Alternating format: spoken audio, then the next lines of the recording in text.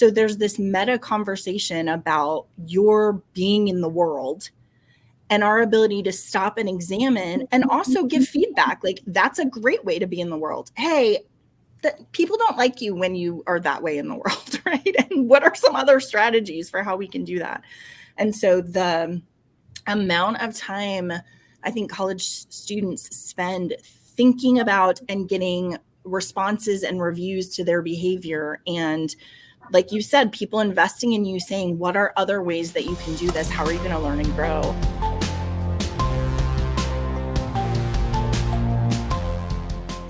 Hello, everybody. You have joined us for episode 11 of Cap and Gown. I'm Rachel Phillips Buck, VP for Student Success at Pharos Resources. I have a lot of guests today. Right now, I'm joined by Matt Boisvert, our president. Hey, Matt. Hi, Rachel. Super excited to have our special guest, or extra, you're special, but this is our extra special guest who I will introduce you to in just a moment. How's the day going for you, Matt? It's interesting because it's been a weird week for me. Yeah. A couple of weird things have happened, but today I knew good things were coming because of, I think I even texted you and said I hope some good mojo is coming this way because I burned my hand and then I have an eye issue, which is why I'm wearing glasses today. And good things have happened today. Great things have happened for you today. I'm going to tell everybody what great thing happened for me today, but I'm a little hesitant because, last week we unveiled our theme of curiosity, and I gave everybody a sneak peek inside my head when I told you what kinds of things I Google. Right. It was a little much. That was kind of a wild ride. So I'm going to tell you something else today that you're going to be like, what is it like to live in Rachel's brain? I'm going to give you just a little picture of it. Okay. All right. Yeah. Embarrassing. But for the last 2 years, I've had a strange brain tick where every time I see a primary colored car, I start looking for, are there other colors of the rainbow around it? And I'm telling you, it started off kind of fun. Like, oh, red. Do I see? Yeah, there's blue. There's always blue, right? But it has evolved into a little bit of an obsession, so much so that everybody who's close to me knows when we're driving on the road, they're like, my daughter will be like, Mom, there's red, there's green. I just have wanted to see all the colors of the rainbow. All in one view. One view. And you actually exported this tick to Norway, didn't you? I did. I told my nephew about it. Now he's got it too. And the hard ones are purple and orange. Those, as you can imagine, those are the hardest ones to find. But I got very encouraged last week because in the parking lot, we're on the 7th floor, in the parking lot outside of our office, we have a parking lot where a red, yellow, blue, green, and orange, did I get them all? I'm missing one. Yeah. They all live. Like the people who work in that building, those cars are there. So I said to you yesterday, Matt, one of these days, a purple car is going to drive into this parking lot and I'm going to get my wish, my 2-year-old wish. And it happened today. I was working at my office. I saw this purple car coming down the road and I was like, it can't be. And then it turned into the parking lot and I must have taken 65 pictures of it because I was so excited and happy. It's a great day. And it was a fancy purple car at that. It had red rims. It was fancy really awesome. sport. I mean, I want, like, I know that sounds crazy, but I'm really hoping this is like when you have a song stuck in your head and you finally hear it and then you can be released because it's kind of not fun anymore. It's kind of like a struggle for me. Anyway, that's one really exciting thing that happened. But the other thing that happened is more exciting, which is that we have a new client as of today. Do you want to tell everyone who it is? Yeah, we're super excited to add Indiana Wesleyan to our list of schools we serve. So we've been in relationship with them for a really long time. Really enjoy their president. I love their career and calling work that they've done. We have done ACSD on their campus. So we're really excited to be able to serve them. So it has been a really good day. It's been a great day. Yeah, absolutely. Okay. I want to do State of the Union, but I'm going to continue in the same vein of curiosity. I want to tell you 3 more of my Google searches this week. The first one is the best substitute for teriyaki sauce. The answer is ponzu sauce.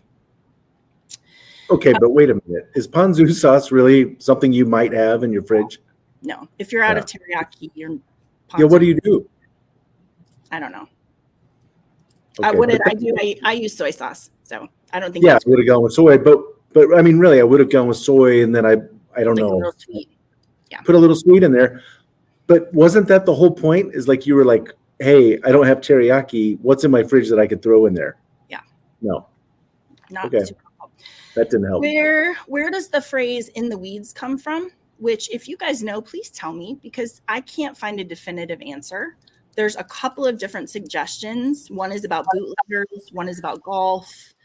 One is about hiding. I don't really know. So that was not a Maybe search that came to any fruition. maybe your super special guest today will know. I bet Michael would know that. Maybe Yeah. you can just tell us.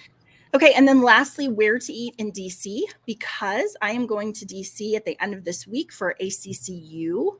So if you are going to be there, come and find me. If you have any recommendations for where I should go to eat while I'm there, please let me know.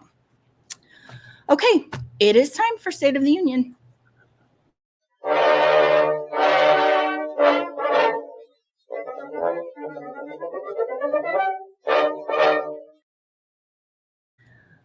All right.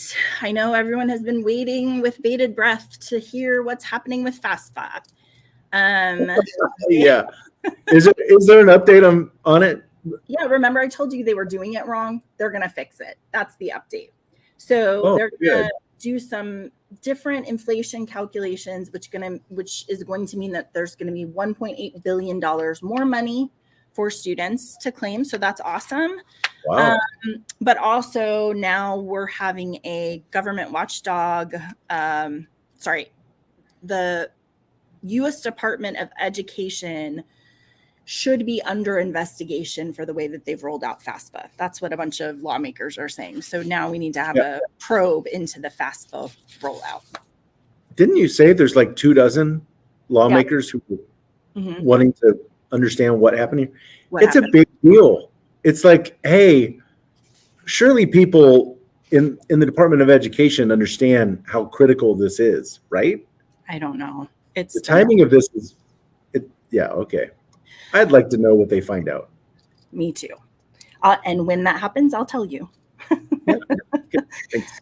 Okay, another really interesting article called 5 Student Ideas for Preparing for Work. So the theme, Matt, today in State of the Union is this wrestle between college as work preparation, college as like this humanities holistic piece, which I don't think is a new discussion to have, but a lot of the articles in the news these days are kind of in that philosophical wrestle about what should be done. I really love this article. Talks about the founders of a Oregon Bend company called Snowplanks, who create sustainable snowboards. They built this company 10 years ago. They started a relationship with the Oregon State University at Cascades, where they were coming and lecturing and they were getting connected with students. And the co-founders decided to donate the entire business to OSU Cascades. So what that means then is students are going to be running it from here on out in terms of product design, marketing, management. It's a way for these students to get this experiential learning, run a real for-profit, right? This is not a simulation.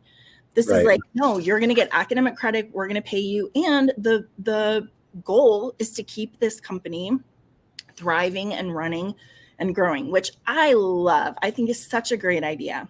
It's such a great idea. Yeah. I think what's fun about that is you can connect your alumni with this.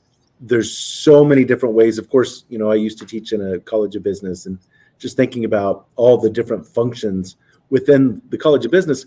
But as we know, there's a lot of other majors who can be really valuable in helping us.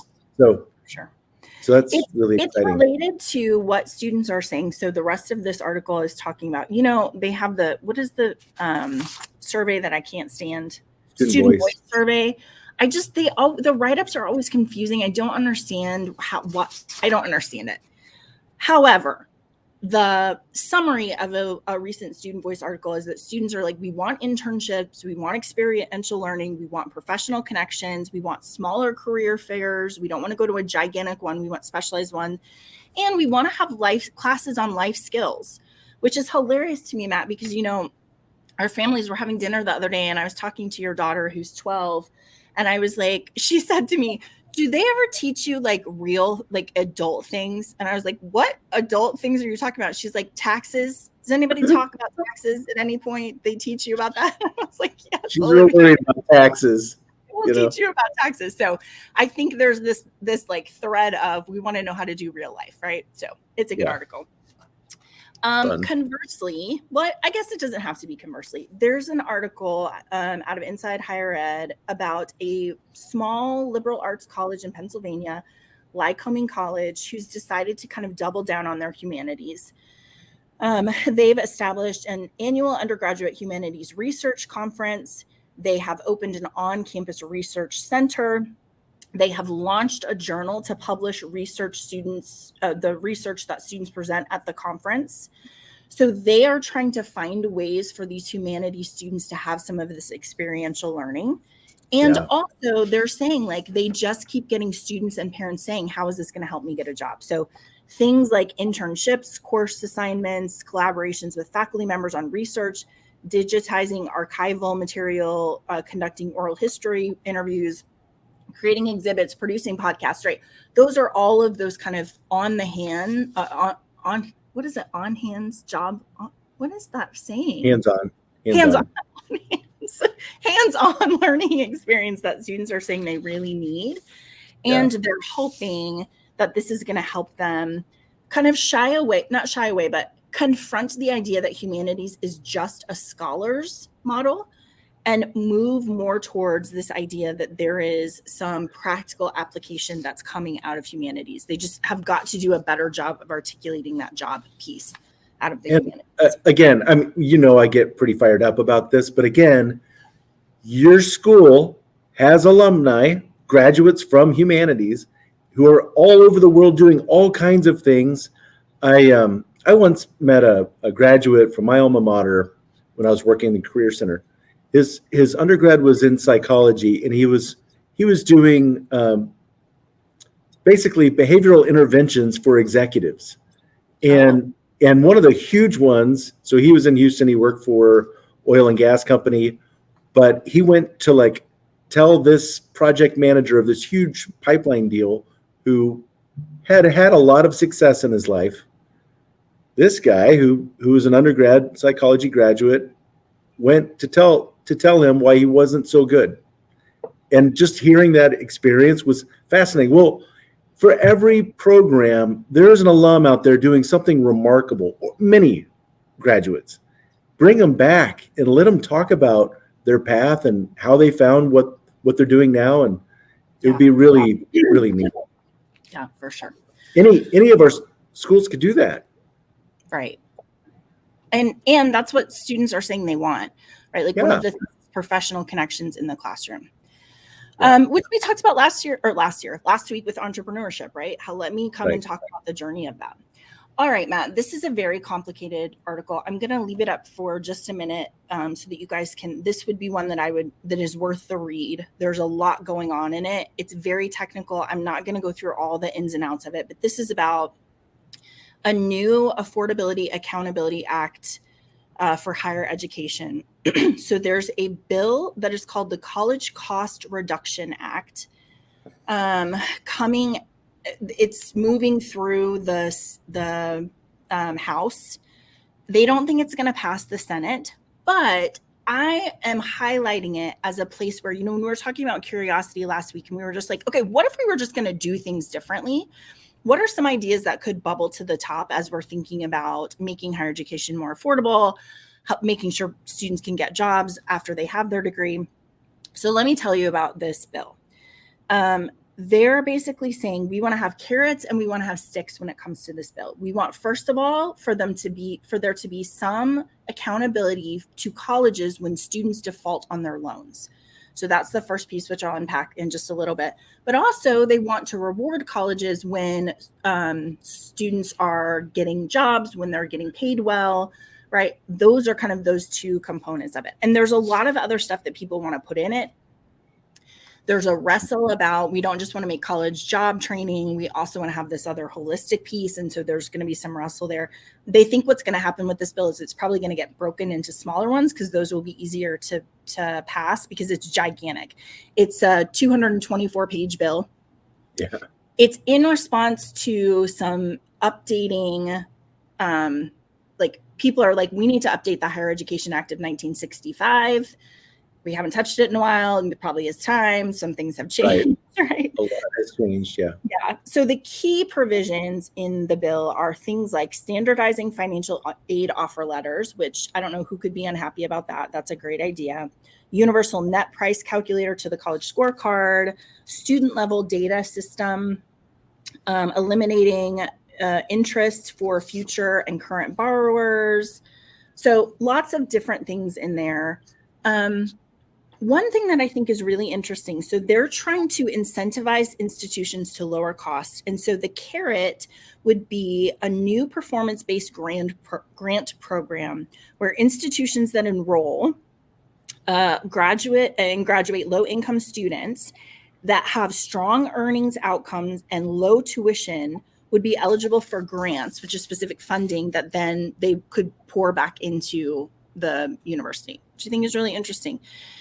The grant program is called Promise.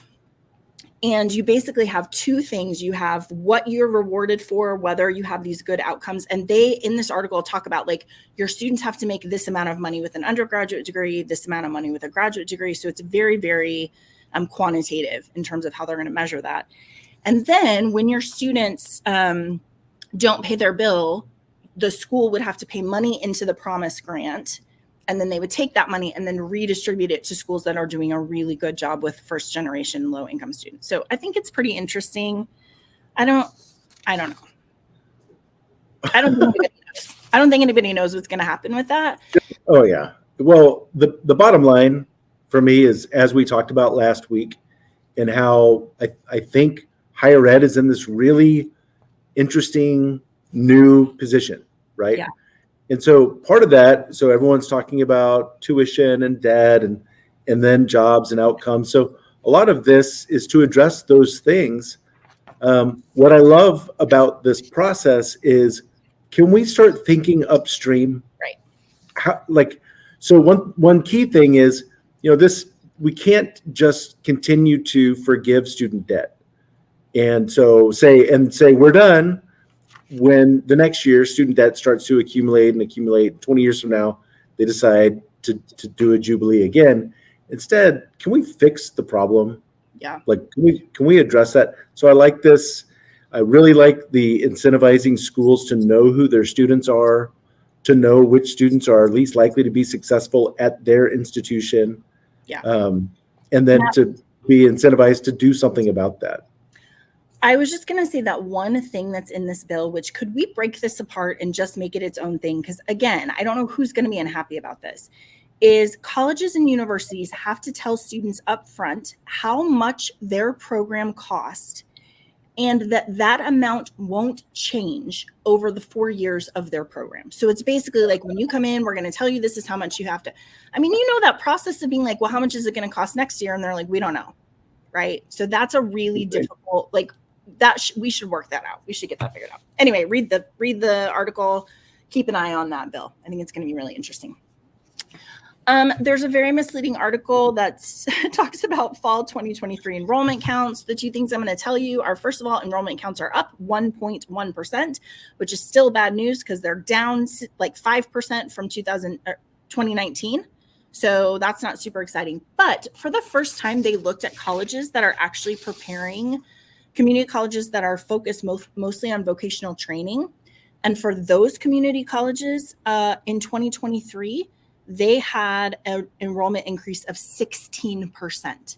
So again, to this national conversation of jobs versus higher education, there's some evidence that there's at least a group of people who are like, I don't know why I would go take on all that debt when I could go to a vocational school. Okay, I have two more for you. Western Oklahoma University has adopted a new grading system where they're not giving D's and F's. Their goal, what? Western Oregon. What did I say? Oklahoma? Yeah. Okay. Western Sorry. Oregon. Western Oregon University. No D's and F's. Instead, they're doing no credit, which doesn't affect your GPA. You can just retake it as many times as you need to in order to get the grade that you need. I think this one too is worth a read because there's a lot of conversation in it around grade inflation, around grit, around figuring out how to help students be successful. There's a statistic in here that says university data showed that over 65% of freshmen who had stopped out in the past 5 years had earned an F in their first quarter. So these sort of early signals that they're not going to be successful has a psychological impact on them. The balance of creating success measures and also making sure that we're not inflating grades and that our degrees mean some sort of academic quality, right? So I think that one's worth reading. And then my last one I have for you actually has two of the schools that we have the privilege to share or to serve. This is College Classes Teach Better Living for Students, not taxes. At Hollins University, where they do their, what's it called, Matt? Their walk? Tinker Day, where they do Tinker Day during January 20. You can look that up if you don't know about it. It's awesome. During January 2023, Hollins students could take a 3-week course on resiliency and healing from trauma. They learned real life skills, including yoga, how to partake in forest bathing, which is pretty amazing. Nature walks, those sorts of things. University of Maryland launched a 7-week course on emotional regulation skills, which is awesome. Western New England trained 16 faculty members, staff, and administrators to serve as mental health first aid instructors with the goal of training 1/3 of the campus community about how to recover. And then lastly, I'm super excited. We've served Centenary University for many, many years. They have just created they have their first cohort in this online graduate degree, 90 students. The degree is a master's degree in happiness studies. And it's created to help you apply the science of happiness and increase well-being and flourishing in yourself and your community. And the majority of people who have enrolled in it are people who are like kind of in HR, who are thinking about employee retention and productivity, which, you know, we've talked a lot about. Like, there's just ways to make your employees happier that don't cost a lot of money. So good job, Centenary. That's awesome. I love that. Yeah, I just took a whole trip on, maybe my curiosity has been triggered on this one, just all the different places in our society who could benefit from someone who has earned a master's in, it's in happiness studies. Let's see. Happiness studies. Happiness studies is what it's called. So yeah. All right. Well, that is the State of the Union. So Matt, that means I am going to dismiss you. And all right, I'm going. Okay, bye. Thanks for coming. I just want to say thanks for having me. Bye. You're welcome. And I'm going to invite my next special guest, Michael Burns. Hey, Michael. Hello. So I'm going to say I have been doing a lot of research about you. So I'm going to say a lot of things about you through the course of our conversation. So you might think that I'm a little bit stalkerish, but you know, it's part of my job. Here we go. Do this. So first of all, will you tell us your role and your school before we dive into some other strange things about you? Mm-hmm. Yeah, I'm the Dean of Students at the University of Mary Harden-Baylor in Belton, Texas. It's a great place, great school. Love that the folks campus here. Is lovely. It is such a pretty campus, and that is not just because I'm in West Texas where it's not very pretty. It really is a pretty campus with lots of trees. I agree. Very pretty. So I don't know if you heard that we have unveiled our theme for 2024. It's curiosity. So we're doing a couple of books around that. But that means that I have a couple of curiosity. I'm curious about a couple of things for you. Okay, before you do that, you got to share your Google, like the things you Google. Yeah. I have I looked up the last 3 things that I Googled. Okay. Tell me. So bomb threat. at school. This is the gamut of my life Michael. too. So, and it's Texas. You have to look it up. Yeah. How to reset your Sonic drive-in password. We wanted some drinks, so I need to figure that out. And how to snake your laundry drain, because my laundry drain overflowed into our laundry room. So, that's so instructive, because I have conversations, I'm sure you do all the time too, with younger people who are like, how do you learn to be an adult? Those are such good examples of like, we don't know how to be adults. Like this stuff comes over, like, how do we do this thing, right? And working at colleges and housing and I have great tools that lots of people, I mean, there's a guy who gave me a really cool snake. I don't know how to use it, so I had to look. Okay, what do I do with this thing? And you're like, thanks. Yeah. That's really helpful. Yeah. I don't know. I don't know what to do. Okay, here are my curiosity questions for you.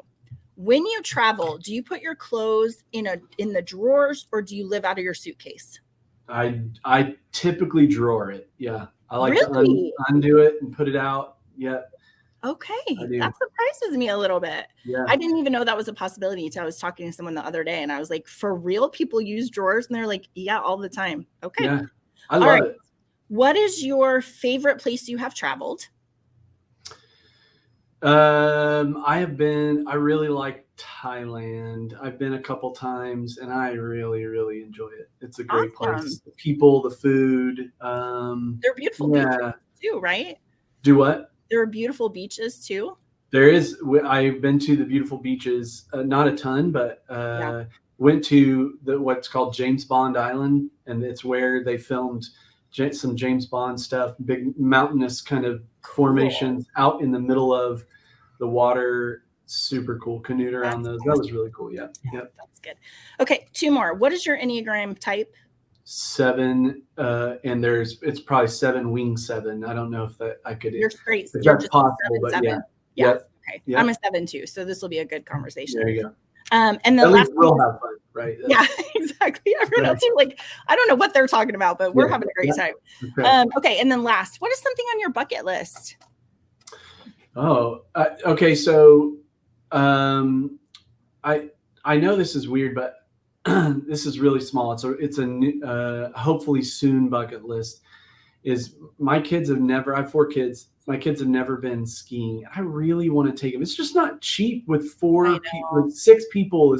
That's a lot of money, and so I do want to do that. I want to that's a bucket list. I want them to experience it. If they hate it, that's fine. But did you grow up skiing?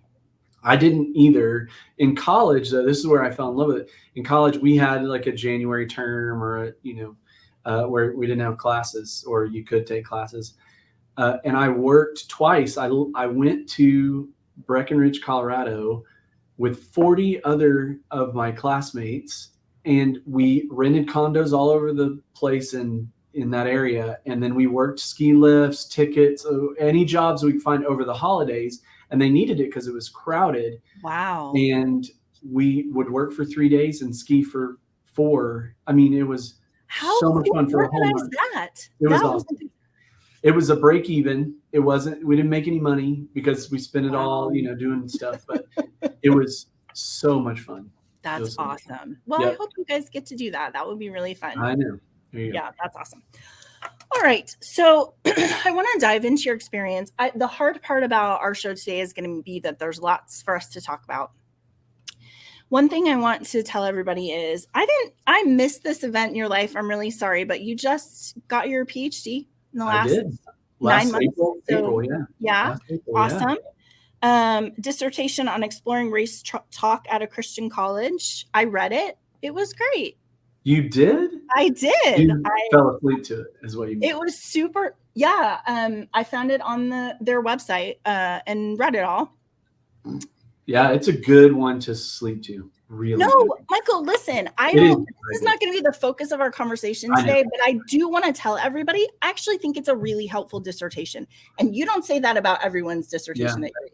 Sometimes you read it and you're like, I'm glad you did that. But this is a really good one. So you guys go look at it and read.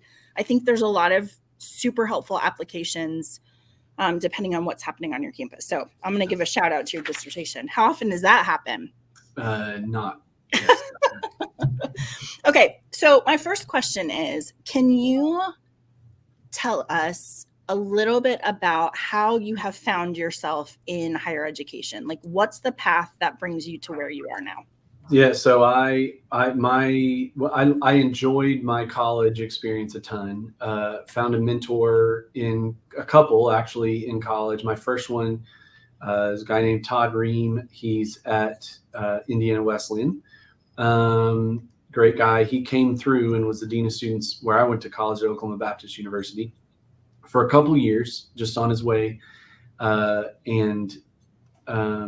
he might be at Taylor now, actually. I think that's actually, he has moved over to Taylor. Nonetheless, just a man who invited me into his home, invested in me in probably more ways that he didn't really know that he had.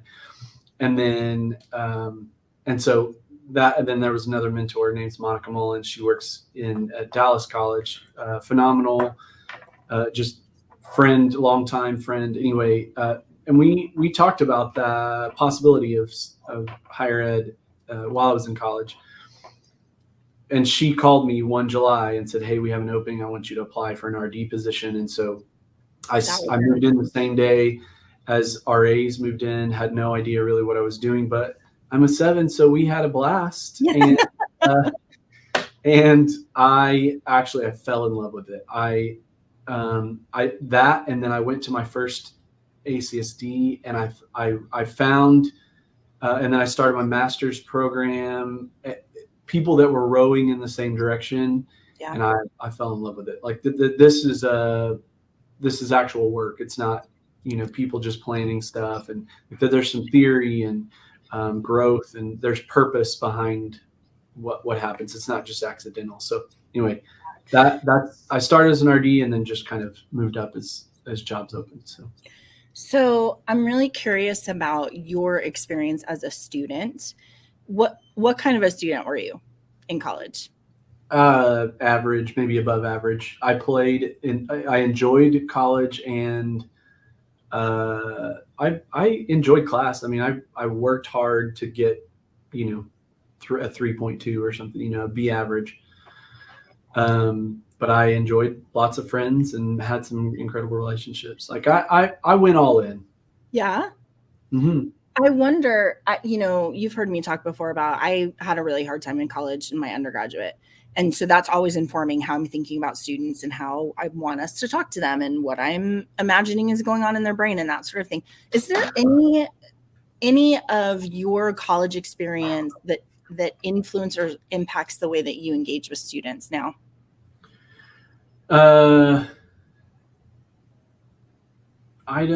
That's a great question. I think that it is, I think that there was always a sinking feeling that I was on the in and that there were some people on the out.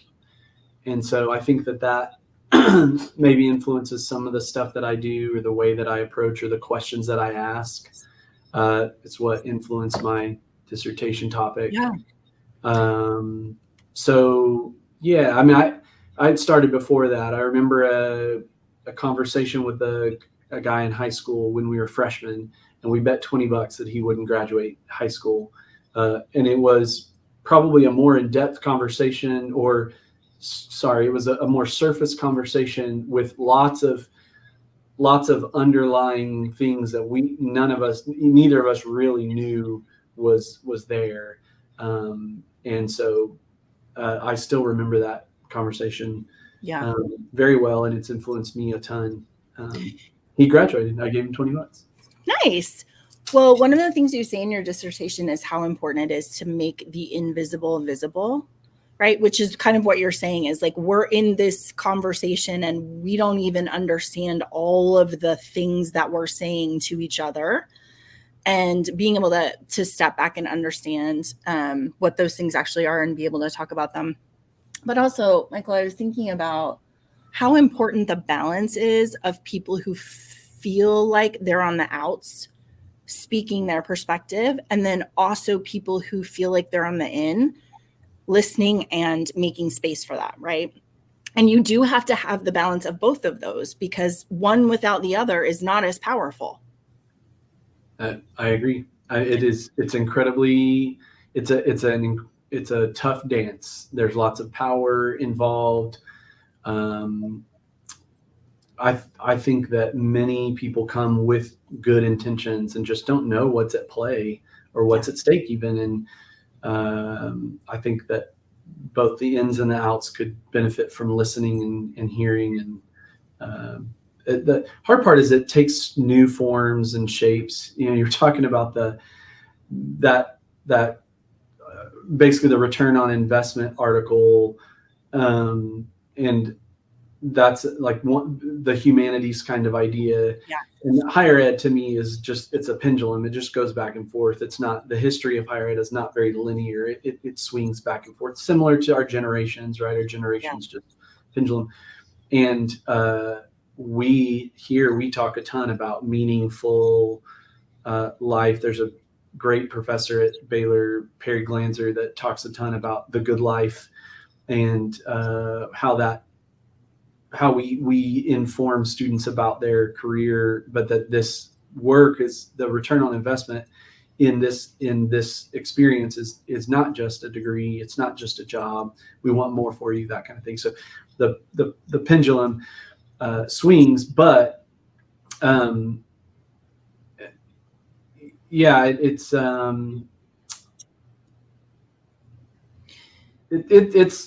not, I want to say not everybody gets to experience that all the time, right? There's the challenges that students face sometimes are hard to overcome, and they're not getting to get to the bottom of that kind of idea. So anyway. Yeah. One of the things that, as we were preparing for this, talking about kind of the overall experience of students in higher education these days, and you said something about,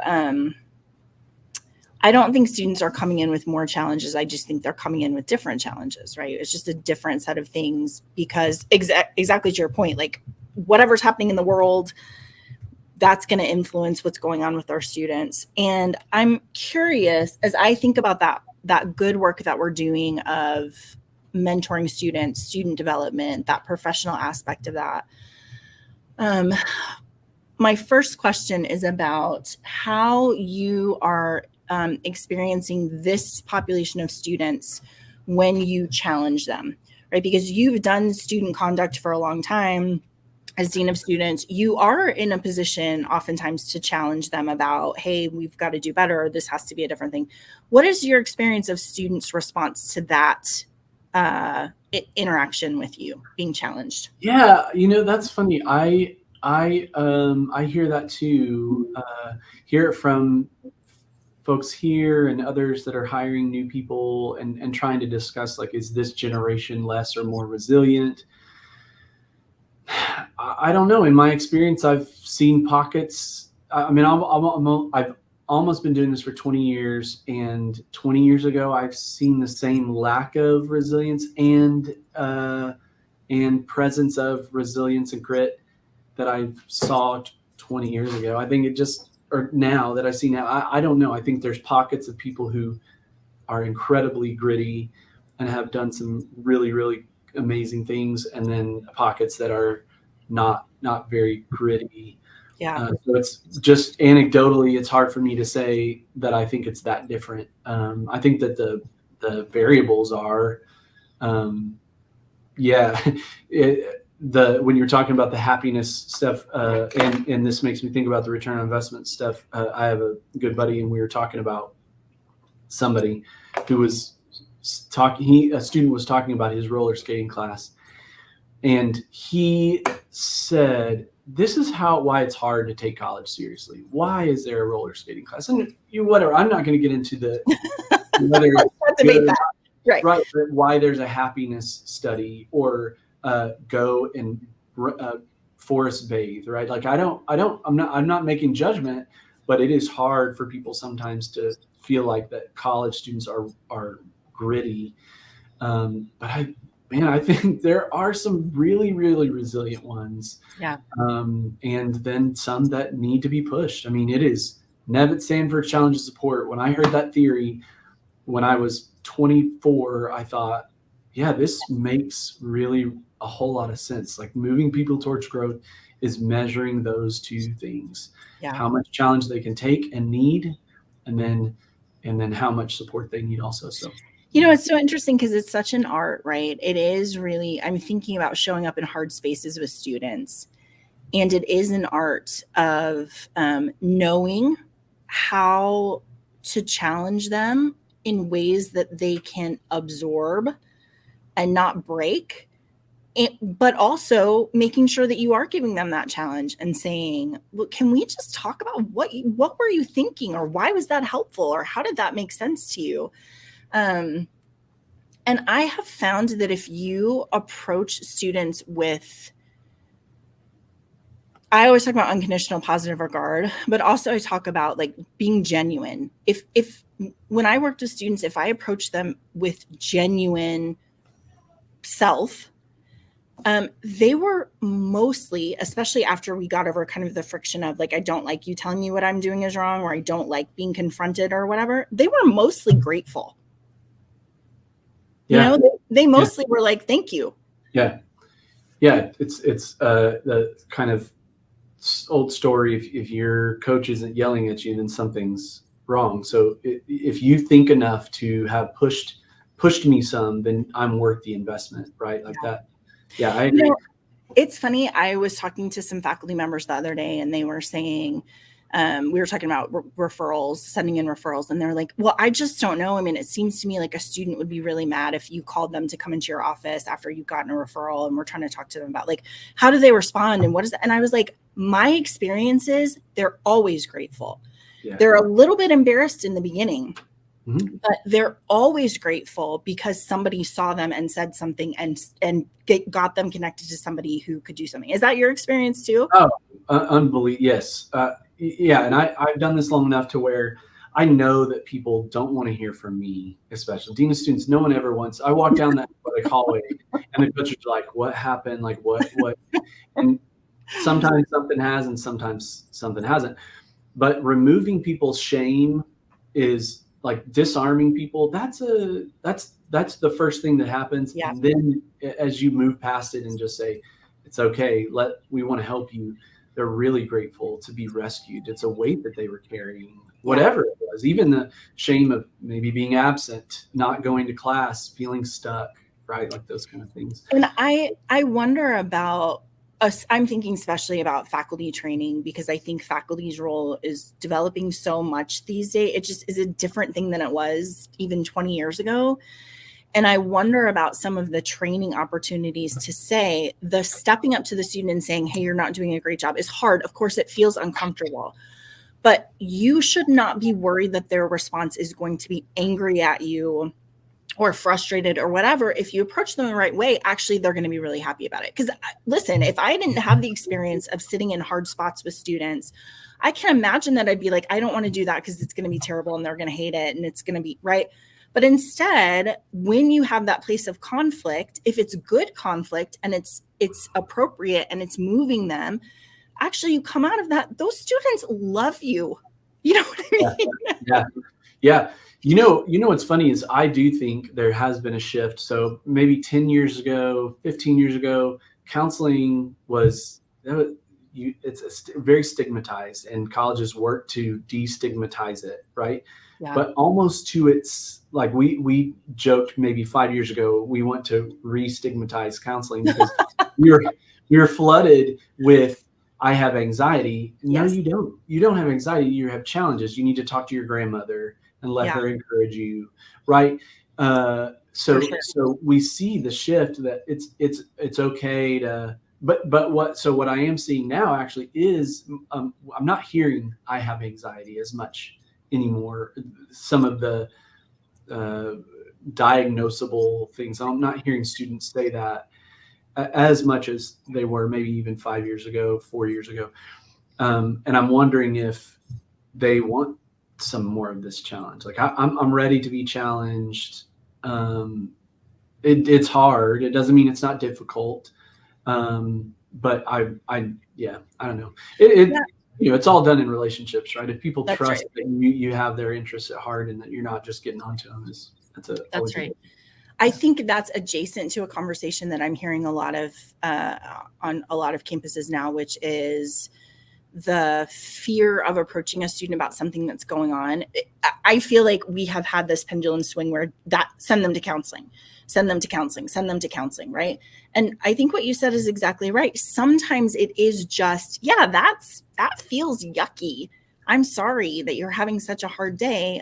Maybe you'll feel better tomorrow. Or what are the tools to unpack that with a student that we're not making it pathology, right? We're not saying, I think that you better go to counseling because obviously something's really wrong, but just saying, like I would say with my daughter, yeah, that feels really bad when that happens to you. I'm really sorry. That'll ruin your day, right? And walking the line, because obviously there are students that have real anxiety and real depression and that sort of thing. And that's about educating people to be able to triage. This is just you're having a hard day versus this is something that we really need to get a professional. Yeah, one of our psych faculty here put a phenomenal folder together for faculty with some of those entry level questions. When a student comes with this, here's some questions, not diagnosing anything, but just knowing how to handle the kind of varied levels of where you are. Just really, really cool stuff. Yeah, that's super helpful. Yeah. Okay, I want to make sure that we have time for this piece. I'm thinking about, student development to me is such a powerful term because I think it is the best of the work that we get to do. It's why we love students this age, because they are just, I was saying to Matt the other day, the difference between an 18-year-old and a 21-year-old is remarkable in terms of all of the developmental milestones, right? And so when I'm thinking about student development, I'm thinking about things like how do you encounter challenges? How do you build community? How do you teach conflict resolution? Those sorts of things. Is there something that you think, like, if you're thinking about student development, what is one of your favorite parts of that idea that we get 18-year-olds and we get to walk alongside them till they're 21? Oh yeah. I mean, I want the whole student. I mean, I for sure, there are two things I know. I serve at the pleasure of the president, and then my primary job is to support what faculty are doing. But man, when I talk to faculty, they want my help in doing some of this outside of the classroom work. Like about not just laundry, but like, what does it look like to deal with a neighbor who's really loud? I mean, and consider it. What do we think? And they want us to read The Art of Neighboring with our students and talk about like the life outside of this. So they want our students to be invested in, where they leave better than when they came. So man, I love those conversations. I want students, and I this is fresh because I was having a conversation with a recent grad. She finished in December and she finished the semester early, and some of her friends are still in school, and it's hard for her to watch what she's been used to. And I told her, I think one of the hardest times after a really good college experience is that first year out. And it's because you had access to some really, really great people who would stay up late and have great conversations, faculty every day that were invested in having hard conversations, asking you and making you think and ask critical questions. A good experience, someone who's invested a lot into their university experience. When they leave, they want to do that same thing. They miss it. And so, but then they have the tools to go be those people, how to be a good son or daughter, husband or wife, father, neighbor. Housing has been majority of my career, at least, or housing adjacent residence life. And I talk all my career about what it means to be a good neighbor in a variety of, like, using all kinds of texts, whatever it is, just all these things. And my neighbor Larry, he won't know this because he doesn't think he study computer, changes his number like every week, is the epitome of an incredible, like the man walks my dog every day because he just needs to get out and doesn't want to take care of his own dog, but he wants to walk my massive Saint Bernard. And by the way, he calls me almost every day to say, hey, we had a good walk. And sometimes my wife and I are like, oh, Larry, can you just take him and move on? But no, because he's an incredible neighbor. The man watches out for our stuff. Just that kind of stuff. And not just because I'm trying to be a good person, but I feel like people have said, hey, no, you need to not just look out for yourself. And I think that my experience in college impacted my view of what that is. And I want to go and check, hey, how are you? You're 81. It's really cold. Doesn't happen very often in Texas. And so when it's really cold, you got to check on your neighbors.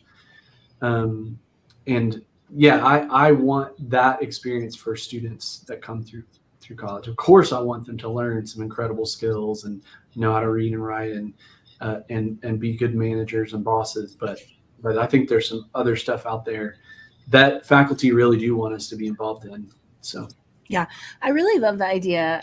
I've for a long time thought about the experience of being at college very much like a lab experience, where it's like you are feeding your mind by going to classes, but then we have these little collisions of life that we can stop. We actually have time to say, hold on, stop. Like, what happened there? Can we have a conversation about that? How would you do that differently? Right. So there's this meta conversation about your being in the world and our ability to stop and examine and also give feedback. Like, that's a great way to be in the world. Hey, people don't like you when you are that way in the world, right? And what are some other strategies for how we can do that? And so the amount of time I think college students spend thinking about and getting responses and reviews to their behavior. And like you said, people investing in you saying, what are other ways that you can do this? How are you going to learn and grow? I mean, I would like to do that. Can we do that every 10 years? Just go have a experience? No doubt. I mean, yeah. And I come across some incredibly brilliant students that I say, I know that I'm probably going to work for you someday but I still want to invest in them and want them to see maybe some of the blind spots that might be there, or this could hold you back, or man, this is really incredible characteristic about you. This is something that you do really well. Yeah, I love those opportunities. Yeah. Super fun. Okay, so I would like to talk just very briefly. You have done work on the behavioral intervention team and student conduct. You and I did a whole webinar on student conduct and talking about like how that's all about redemption and this kind of journey model. And so, but I'm just thinking about those two things together. If you were walking down the hall and someone's like, hey, I'm about to have to start our behavioral intervention team, or I'm getting into student conduct, do you have any advice that you would give them, just like nuggets of helpfulness? Yeah. I'd say two things. First of all, it's create a space or create an environment where information sharing happens. I mean, not the plug to Pharos, but yeah, this is a way to gather that information really well, but make it a habit to find ways where people appropriately tell you things or others things so that dots can be connected. I think that is a very powerful tool to help students be successful. And behavioral intervention is not always, right, just threats to the university herself. Like it could be a myriad of things. And I think there's some great people at universities that have really good skills at helping students navigate those times and help them grow. And then I would say the second is listen a lot. I mean, I'm a 7 and I can get caught up in the vortex of problem solving and all of the emergency of things. And I would encourage people to slow down and not let people suck you into, I mean, if you're doing conduct, especially, lots of people have opinions about how things should happen. And I just say thank you and do my job and try to listen, try to listen well. Yeah.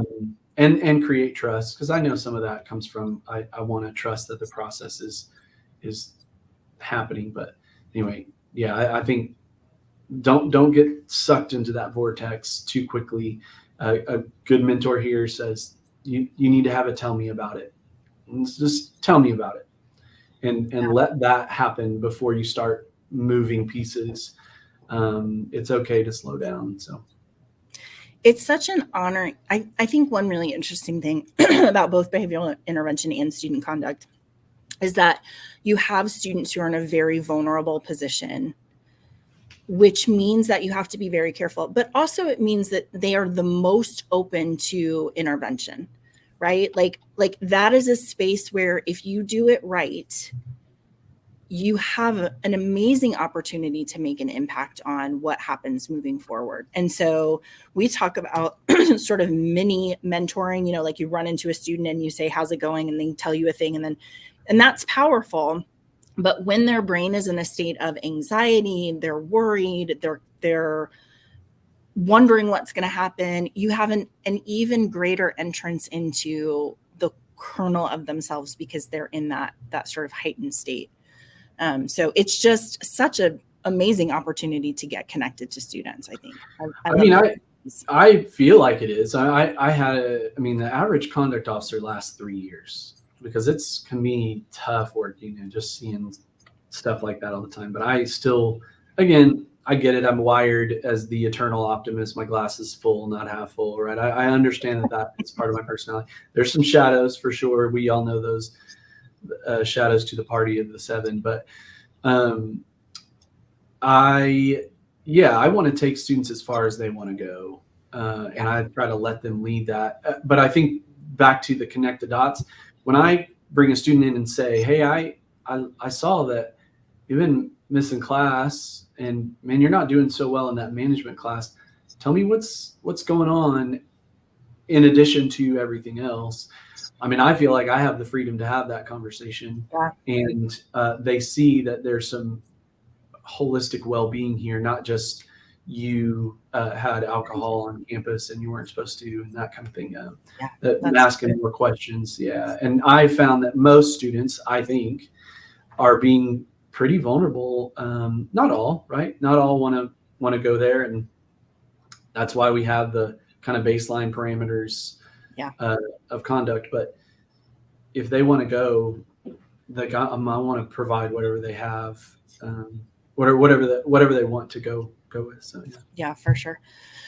I was just sorry, I got distracted. I took a whole trip as you were saying that, just about how important it is to have this relationship constellation around a student, because if everybody that's surrounding the student is showing up in the same sort of posture that you just described, right? And so the student comes to see you and the student's like, I don't want to go to that place with you. I don't want to. But then the next person they go to has that same sort of posture. And maybe that's not the right person, right? That if we were all kind of coming with students and saying, I am willing to be whoever you need me to be in this relationship. And if it's not me, my belief is there's someone on this campus who can be that person. And I think so often students wander to the right person, right? They just find the person who speaks their language, has the right perspective, is going to create space in the right way.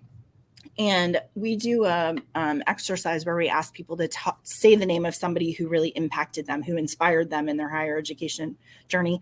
And so often, Michael, it's like what you said, like, I don't know that they did an intervention with me. They were just the right person for me there. Holly actually has a great story about somebody said her name in her first couple of weeks on campus. And she was like, that was enough for me to feel like I belong here.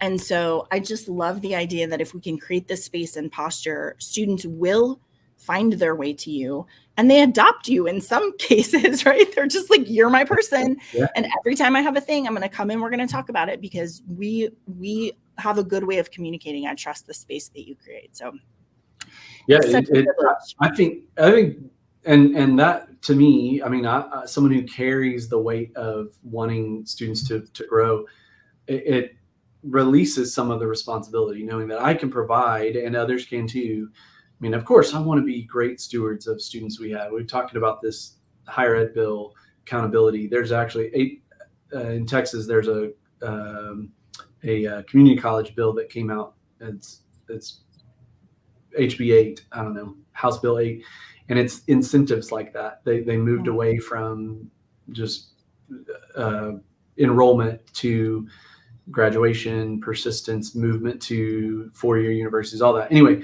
all that to say, I feel the weight of wanting us to be successful and wanting to be good stewards of the students that we have. But I don't have to be that one to every single student, because there's brilliant people out here that can also carry some of that load and want to do that. And I found that I am rowing in the same direction as most of the people at this university and across the country. I mean, that's for sure. So yeah, for sure. Yeah. Well, Michael, I just want to speak to you and say there is a long list of students over the last 20 years who, when they tell the story of their success in college, somebody who saw them, somebody who created space for them, who approached them with unconditional positive regard, who gave them a redemptive journey, right, to be able to recover when they had done stupid things.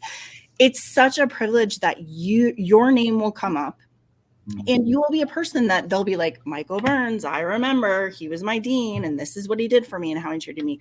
Like I said, it's just such a privilege for us to get to do that good work. And it's such an amazing position for you to be in after 20 years to say, I know there are times around dinner tables where someone's like, yep, Michael Burns, he was the one who, whatever. So good job. You're doing awesome. I appreciate that. Yeah.